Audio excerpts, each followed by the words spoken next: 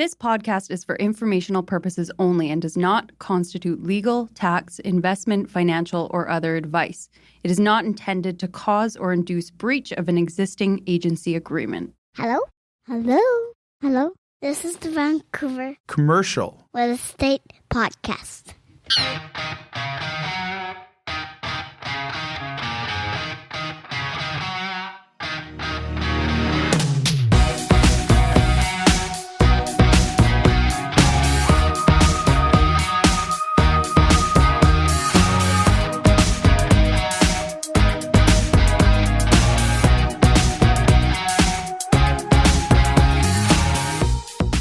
And welcome back to the Vancouver Commercial Real Estate Podcast. I'm Cory Wright. And I'm Melissa Moretti. And Melissa, today we got Sean Hodgins on joining us from President Century Group. Some people may recognize the name. They've built some very tall towers in the city of Surrey. But more importantly, today we're talking about an amazing project they're doing in Tsawwassen. And I was really surprised when reading about this, the challenges that they're having, considering all the revisions they've made to this project, the grocer-anchored retail, the animated retail they're bringing, all of that stuff. So I'm excited to dive into this to find out where they're at with this and how they can move it forward. But we haven't touched base for a while here. You've been out there traveling the world, I feel like. You're selling homes everywhere. How is the residential market right now? How busy are you? That is a good question. It's not busy. It's definitely not crazy. I mean, I think everybody in the industry is feeling that for sure. I think, there's a lot of uncertainty and people are sort of taking their time with things. And, some segments of the market have just, investors particularly kind of taken a big pause, right? So, Is there any pockets? Is there pocket markets that are busy? Yeah. I mean, I would say, stuff that's sort of very much end user, a family townhouse type of vibe versus like a downtown condo, right? Downtown condo tends to be more investor.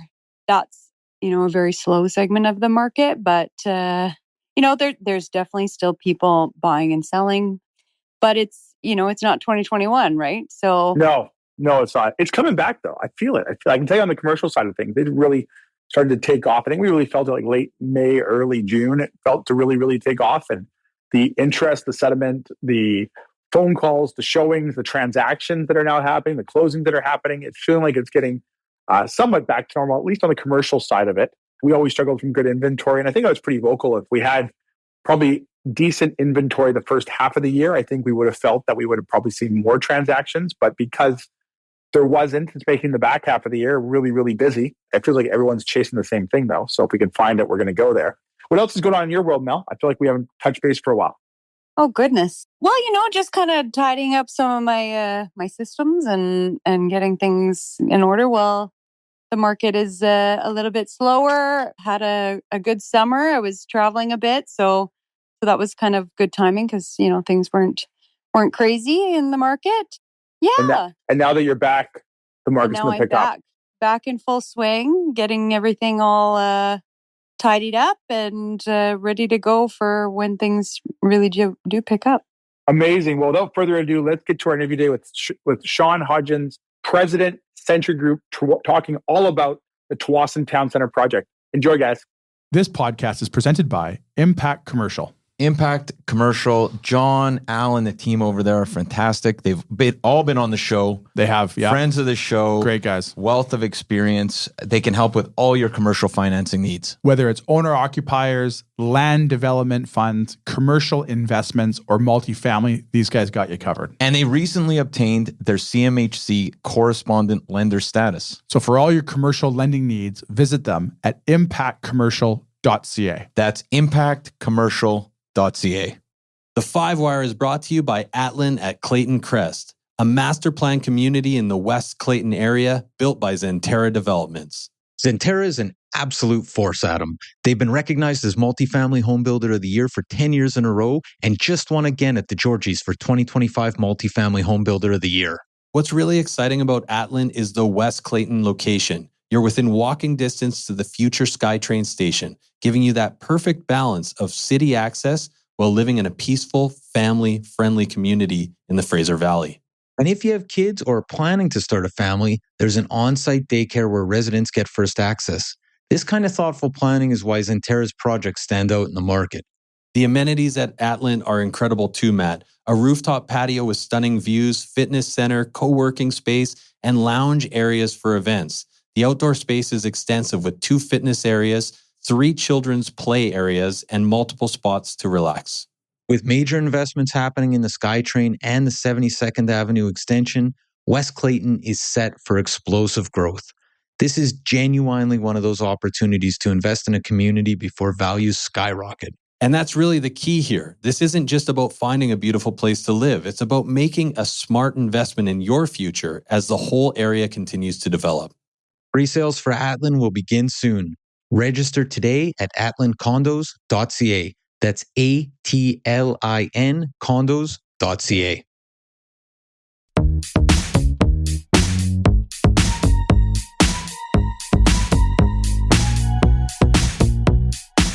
Okay, we're here today with Sean Hodgins, President, Century Group. Sean, how are you doing today? I'm doing very well, Cory. Thanks for having me on. Absolutely. Thanks for taking the time. Can you maybe let our listeners know more maybe about yourself and Century Group? Sure. Well, Century Group was founded by my father in 1957 and mostly doing initially residential real estate. And we've branched out to doing some commercial. We still do mostly residential, but throughout Metro Vancouver and a little bit on Vancouver Island. And I became president in 2007 after my father, George, passed away. And an accountant by training, but I'm very passionate about urban planning. Well, we appreciate taking the time to join us today because one specific topic that obviously we wanted to base a conversation around is kind of the stuff that you guys are doing in Tsawwassen. And I'll let you kind of tell us a little bit more about it. But I guess the premises of it is you guys are doing a bunch of work. It's OCP compliant for official community plan for those listeners who aren't aware of what that works. But it feels like there's been a little bit of a bottleneck. Can you maybe tell us a little bit more about the project and kind of what you guys are experiencing? Yeah. So the Tsawwassen Town Centre mall is an 8-acre site, as its name would suggest. It's at the very center of Tsawwassen at 12th and 56th Street. And we have developed a plan or had developed a plan. In 2023, we started consultations with the community around redeveloping the site. We really focused on the commercial retail experience and what that would feel like at the ground level, but with still a lot of housing. And there were 4 towers and a library that we were building and transferring over to the community together with the library plaza. We're building a new thrifty food store, a number of things like that. And that was an application we made almost a year ago. It was October of 2024.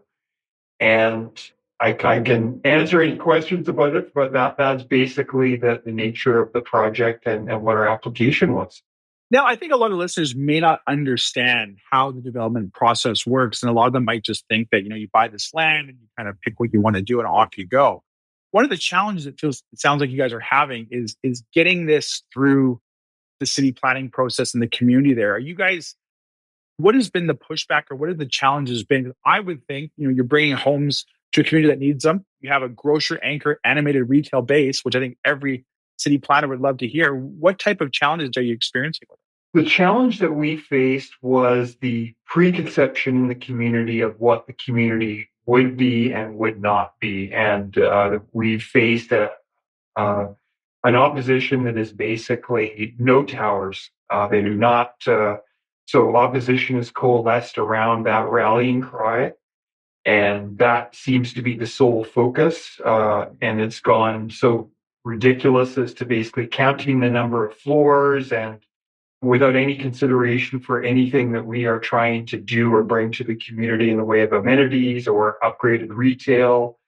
And that's really been the frustration for me. And council has thus far responded to that by preemptively saying we had to go rework the proposal, despite the fact I should point out that it was up to 24 stories, and that's what the official community plan allowed for.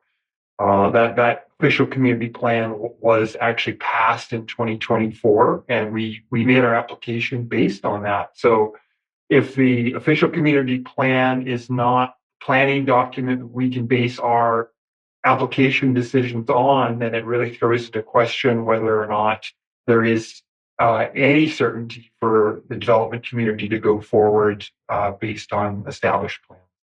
So now, again, this might be an obvious question here. If I'm a municipality and we kind of adopt an OCP that allows for this type of density, why would they also push back on that when you have a developer like yourself that's willing to build and take that risk in this community to bring housing to a market that needs it? I think it comes down to political pressure and concern about whether you're going to be reelected or not. Yeah. And that is certainly part of the question that I think is, I think they are also trying to be fair to some on council. I think they are trying to be responsive to what they see as community concerns. My concern back to them is that the issue of community character, which is sort of the rallying cry behind the No Towers movement, is that character. I don't think it even exists in our community. It's a very old, tired town center. And I think really it is just code for we just don't want anything and we don't want any people living here. That is the concern that I have. People who own homes don't really care about a housing crisis. Yeah, absolutely. Good point. Now, from Plan B, is there a Plan B? And what type of message do you get from a development community where it's like we're undertaking, tens of millions of dollars in risk to bring these communities together? We review the OCP, we see what the city's adopted, and then the city comes back and says, no, we're not willing to do that. What type of message does that send to you as a developer? And where do you turn to if that ever comes to the case? Well, I should be clear that at this point, the resolution from council that was in April of 2025 was, we're not going to pass this plan. People don't want towers that are 24 stories high. Go back and rework it and come back. And we have now done that. We resubmitted with towers that are no higher than 18 stories. And, some people are hating that. But to your question, and we can talk about kind of hopefully we can talk about what that revision includes, because I think it's a real mistake just to be counting floors, and that's the basis of all decisions that are made. I think the question that you posed, what is the message that sends to the development community, and it is really the uncertainty whether any application should be made at all, because if it is subject to the vagaries, if we can't rely on the specified guidelines in the official community plan, then what can we rely on? It just comes down to, really the flavor of the month, or whether or not council is going to respond to community concerns or not, and rather than approve projects that are compliant with the OCP. I think those are kind of maybe stark differentiation, but I think that's really what it comes down to. So if they're not going to approve projects that appear to be well in compliance with the OCP, then it sends a chill in the development community that they're not going to bother redeveloping their properties. Well, that's where I thought you'd probably go with it. If I'm a community and I'm trying to attract developers and developer capital to come to our community and build out our community for us and bring housing, if what we say or what we propose we want to see, and then what we actually approve at a later date, I think you just end up pushing the development community back. And that's going to create probably a bigger problem as these communities grow and the developers start to build elsewhere, that these communities are going to see almost like a glass ceiling effect of where they sit, because they don't have the attraction to developers. You did mention about the revised plan that you brought forward from your previous plan. Can we maybe touch a little bit on that? Like, what does this revised plan look like maybe versus what it did before, and the city's feedback that what you've now delivered to them? Sure. Well, I think, the original plan, it went to public consultation early this year in February and March. And as I said, there was a council discussion and resolution that came out of that consultation in April. And we've spent the past 6 months really working on the various factors that would go into the revision. I think one of the key ones is reducing the scale and the scope of the project to what was originally. The original plan had 5 phases. We planned out the whole site.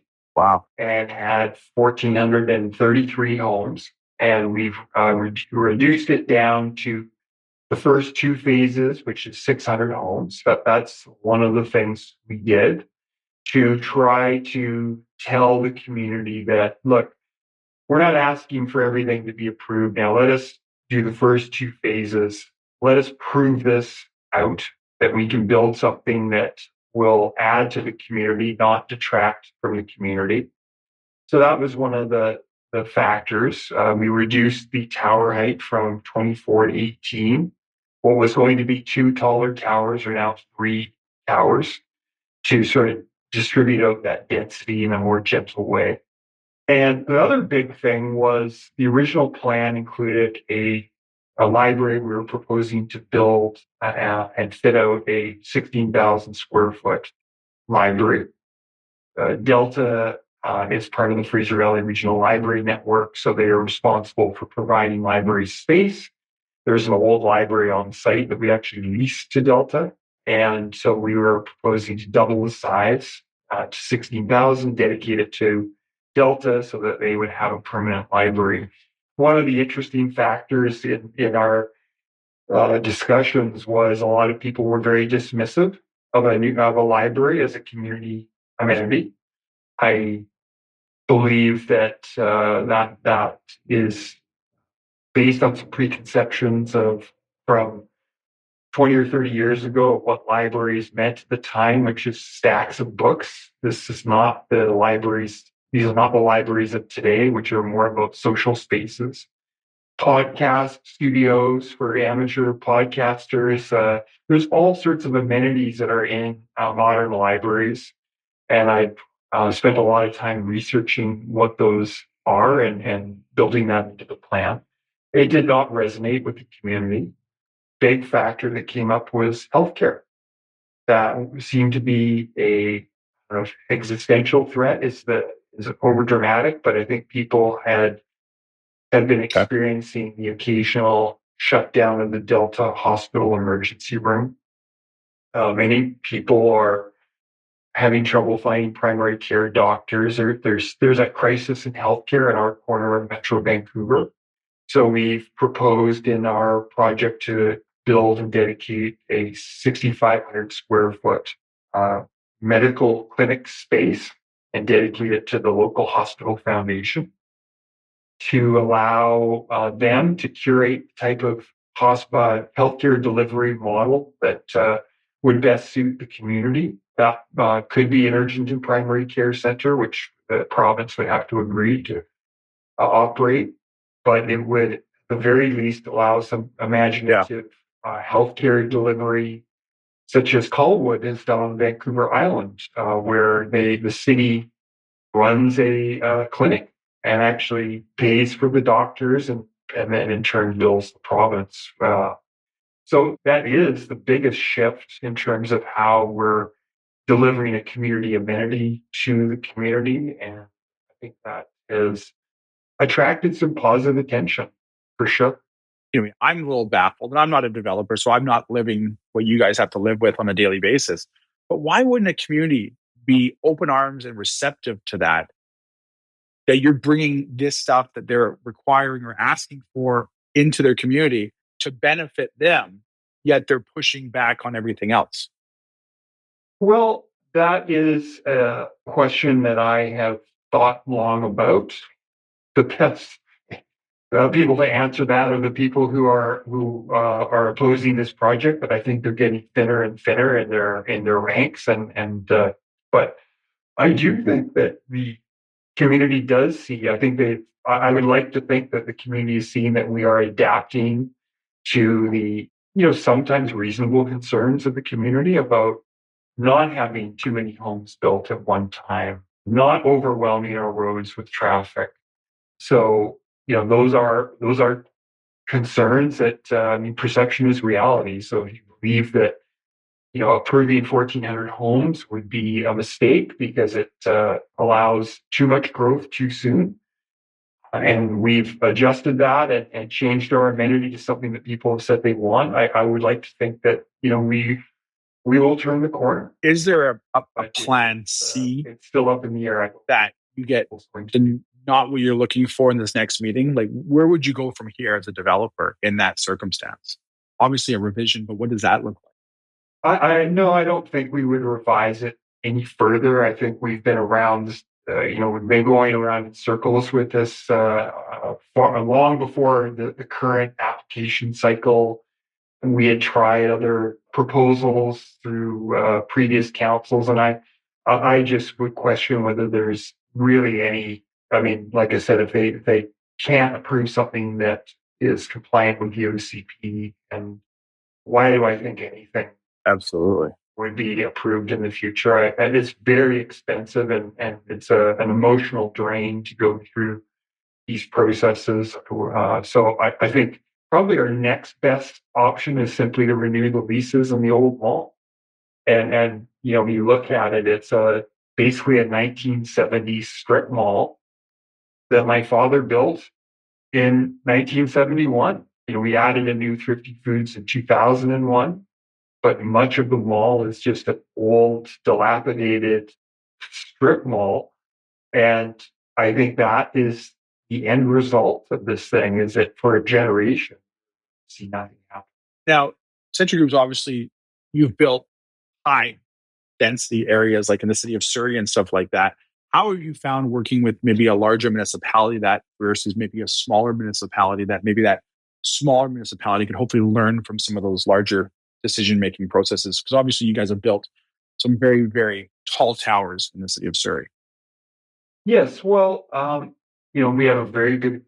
I do want to say that I really respect the staff at Delta and the council at Delta. I realize that they're, as elected officials, they are faced with tremendous pressures, but I also knew that getting into the job, and I think they have to do their job. But in comparison, I would say I've had a very good relationship with the city of Surrey. They're very proactive in their planning. It's really just, in terms of how the mindset is about getting stuff done. It is really a pleasure working there.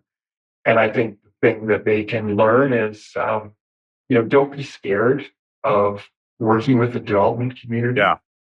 We are, I think Metro Vancouver, I think we're pretty lucky here. I mean, when you look at the Beatties and the Bozas and others that are, these are people who live and breathe their communities. They are of this community. We're not some offshore faceless group. We are held to high standards in our projects, and we walk the streets and eat in the same restaurants as everyone else. So we're held to account for what we do. And I think the lesson should be that the positive relations that Surrey and other municipalities that we work in is that you can work with the development community and achieve the ends that you're trying to make for your community. I know you're excited, obviously, about this project and very hopeful that this revision is going to get pushed forward. You guys are obviously on the forefront and looking for the next best thing when it comes to development. Is there any other projects you have in the pipeline or other communities that you could speak about that excite you right now? Yes, we are working in Millardville and the city of Coquitlam. We have an exciting project that is coming forward there. We're working with Metro Vancouver Housing with the site that they own, and we've made a joint application to the city of Coquitlam to see their old project. They have a 30-unit housing development there that is dates back from decades, and we are going to rebuild that elsewhere on the site and go from 30 units to 100 units and turn that building back over to Metro Vancouver Housing, which is, as I found out, is the largest non-market housing provider in Metro Vancouver, which is something that I didn't know before I started working with Metro Vancouver Housing, and they've been very good to work with. So there's as well as some higher density homes and some retail and daycare. That's another very exciting project that we're working on, and working as you know in Surrey and right across from King George SkyTrain Station with the vaingloriously named Century City. Yes. So that's amazing. Well, Sean, we appreciate you taking the time today to join us and sort of walk through a little bit of some of the challenges that developers face when you're trying to put forward some housing. Do you have a few more minutes to hang out with us? We have a 6-pack of lighthearted questions we ask all of our guests to get to know you a little bit more outside of the office. Sure. First question up. Favorite vacation spot when you find the time? Oh, boy. I have traveled extensively, and boy, my favorite vacation spot. I would say Italy. Good choice. Good choice. I love small towns in Italy. I think to be able to hang out in a town square where they barely speak English is one of the real joys of life. Just to really live an Italian town square. Oh, that's awesome. That's awesome. If I were to grab your iTunes right now, what would I hear in your iTunes? What's on your playlist? I am listening to the history of the Second World War, which is I'm on episode number 16. I think I have about 250 more episodes to go. I listen to the New York Times, The Daily, and I listen to CBC's The Front Burner. So I like news and I like documentary style. Awesome. Awesome. Favorite movie or TV show? I would say one of my favorite TV shows is The Wire, which was from the early 2000s. Awesome. Maybe a book recommendation for our listeners. Does not necessarily have to be real estate related, but it can be.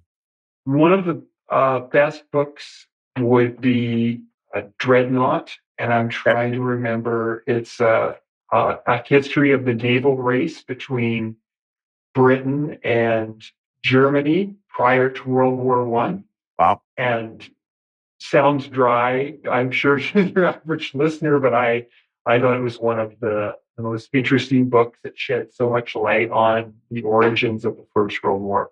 So you're in Italy, it's Friday night, you've had a few glasses of wine, and someone sticks a karaoke mic in front of you. What song are you singing?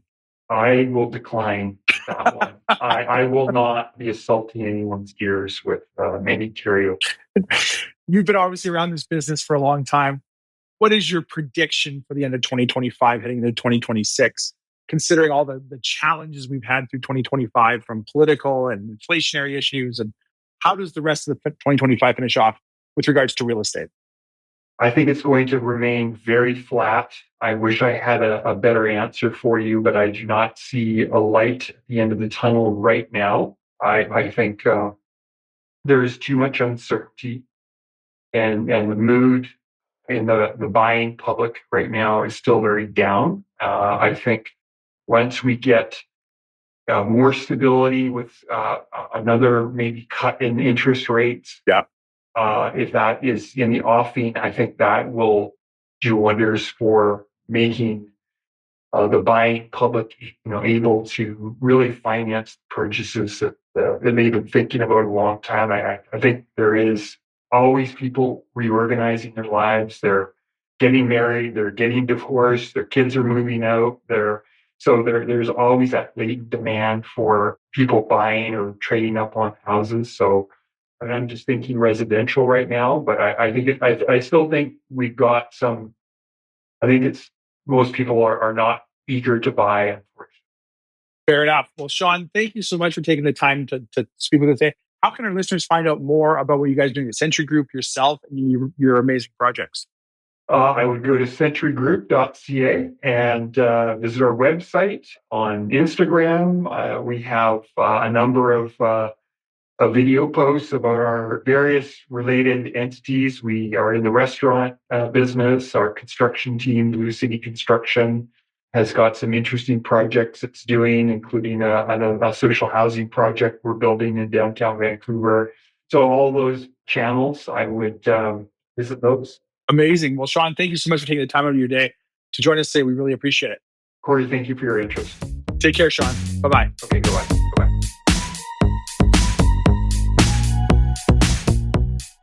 There you have it, folks. Our interview today, Sean Hodgins, President, Century Group, talking about Tsawwassen Town Centre. I was really surprised. And I can speak more freely. I'm not a developer. If I'm a community and I pass an OCP, official community plan, saying, here's what we'd like to see. In order for a city to develop, it's got to be kind of a partnership between developers and developers capital and the local municipality. And what type of message do you send if you're like, hey, here's what we'd like to see? A developer's like, no problem. Here you go. And they're like, no, don't like to see that. Yeah, I mean, it really makes you wonder about the OCP process, right? Like they publish this document and they say, hey, these are all the things we want. Well, like, are they consulting? I mean, I guess they would be doing some consulting at that point, but you would think at that point it's hey, this is what we're doing. We're going forward, but apparently not, unfortunately.